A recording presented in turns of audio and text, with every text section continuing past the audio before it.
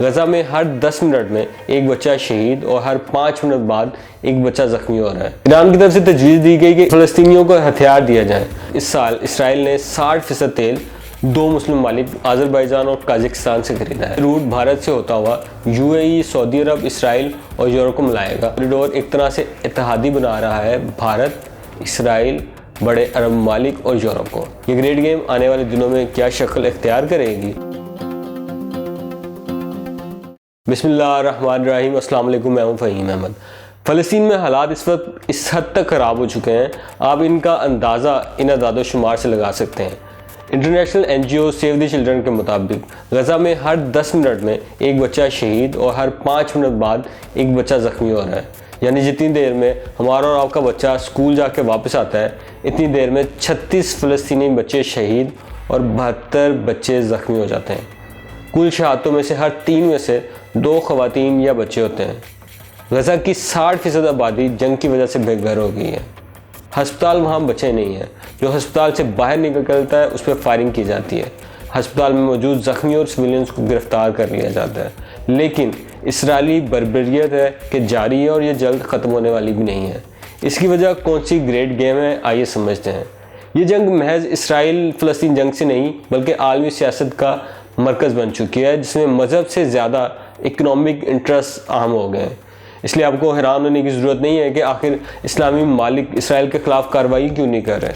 कुछ बड़े और अहम इस्लामी मुल्क ऊपर से तो जो मर्ज़ी के हैं, लेकिन अंदर से वो इसराइल के ख़िलाफ़ कुछ नहीं करना चाहते, जिसकी निशानी आपको कुछ दिन पहले OIC और अरब लीग के मुश्तरका इजलास में नज़र आई होगी। इन फोरम से बहुत से ऐसे इक़दाम किए जा सकते थे जिनसे इसराइल पर प्रेशर डाला जा सकता था। मसलन ईरान की तरफ से तजवीज़ दी गई कि इसराइली फ़ौज को दहशतगर्द करार दिया जाए और फ़लस्तीनियों को हथियार दिया जाए।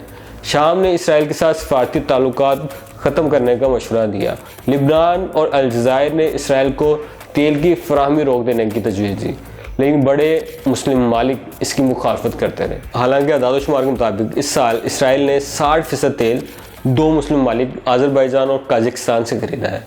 और इस जंग के शुरू होने के बाद इसराइल के लिए तेल की ज़रूरियात पूरी करना एक बड़ा चैलेंज है। अगर मुस्लिम ममालिक तेल की फराहमी बंद कर देते या इसराइल से ताल्लुकात ख़त्म कर देते तो इसराइल पर कम से कम इस हद तक प्रेशर आ सकता था कि वो खुलकर जुल्म ना कर सकता फ़लस्तीनियों पर, लेकिन ऐसा नहीं हो सका।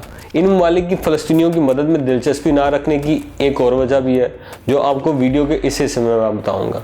दरअसल फ़लस्तीनियों के लिए ये आज़ादी की जंग है, लेकिन इनका खून बड़े ममालिक की मुआशी ज़रूरतों की भेंट चढ़ रहा है। माहिरीन का ख्याल है कि इसराइल का असल मकसद जो है वो हमास के ख़ात्मे के नाम पर पूरे फ़लस्तीन पर कब्ज़ा करना है और मुज़ाहमत का मुकम्मल ख़ात्मा करना है। फ़लस्तीनी मुज़ाहमत का ख़ात्मा इसराइल, भारत, बाज़ अरब ममालिक और अमेरिका सबकी ख्वाहिश या यूँ कहें ज़रूरत है। आइए समझते हैं कि ज़रूरत क्यों है। दरअसल आलमी तजारत के रवायती ट्रेड रूट के मुकाबले में रूस ने अपना ट्रेड रूट NSTC शुरू किया, जिसमें भारत, ईरान और दीगर ममालिक शामिल थे। इस तरह का रूट चीन का बेल्ट एंड रोड इनिशिएटिव भी है, जिसे पाकिस्तान में CPEC भी कहा जाता है। अब ये नए रूट्स अमेरिका और इसके इत्तेहादियों के लिए चैलेंज बन गए थे, तो अमेरिका ने इसके मुकाबले में एक ऐसा कॉरिडोर बनाना चाहा जो इसे फ़ायदा दे, जिसका नाम IMEC है।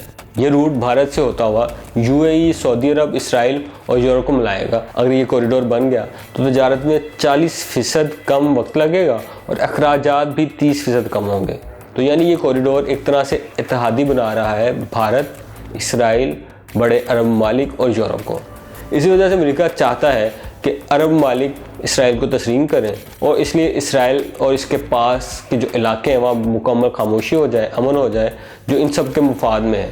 लेकिन यह नया इत्तेहाद या कॉरिडोर रूस और चीन के लिए काबिल कबूल नहीं होगा। इसलिए फ़लस्तीन मुज़ाहमत के लिए एक नई उम्मीद की किरण पैदा हुई है, क्योंकि रूस ने अपना ट्रेड रूट सिक्योर करना है, यूक्रेन जंग का बदला लेना है, ईरान ने खित्ते में अपना असर और रसूख कायम रखना है, जबकि चीन और इसके इत्तेहादियों के लिए भी ये कॉरिडोर एक बड़ा चैलेंज है। तो इसलिए ये सारे ममालिक फ़लस्तीन की मुज़ाहमत का खात्मा होता नहीं देखना चाहते। खबरें ये भी हैं कि रूस हमास की सपोर्ट कर रहा है। न सिर्फ रूस बल्कि एक मजबूत ईरानी नेटवर्क, लिबनान में हिजबुल्लाह, शाम में बशार अल असद की हुकूमत, यमन के हौसी गज़ा में हमास की हमायत कर रहे हैं। इस तरह ये जंग इसराइल फ़लस्तीन जंग से ज़्यादा दो ब्लॉक्स की जंग बन रही है, जिसमें एक जानिब अमेरिका, इसराइल और इत्तेहादी हैं, तो दूसरी जानिब चीन, रूस, ईरान और उसके इत्तेहादी हैं। लेकिन ये याद रखना बहुत ज़रूरी है कि ऐसे इत्तेहाद एक बार पहले भी बने थे, और जब ये बने थे तब एक आलमी जंग हुई थी। तो ऐन मुमकिन है इस बार भी हालात उसी तरफ जाएं। तो यूँ कहा जा सकता है कि ये मामला सुलझने के बजाय आइंदा दिनों में मज़ीद उलझेगा, जिसकी कीमत अभी तो फ़लस्तीनी अदा कर रहे हैं, लेकिन जल्द वो मालिक भी अदा करेंगे जो इस खून की होली के पीछे ग्रेट गेम कर रहे हैं। ये ग्रेट गेम आने वाले दिनों में क्या शक्ल इख्तियार करेगी, आगे क्या होने वाला है, मैं आने वाले दिनों में आपको अपडेट करता रहूँगा। वीडियो देखने का बहुत शुक्रिया। अपना ख्याल रखिएगा। अल्लाह हाफ़िज़।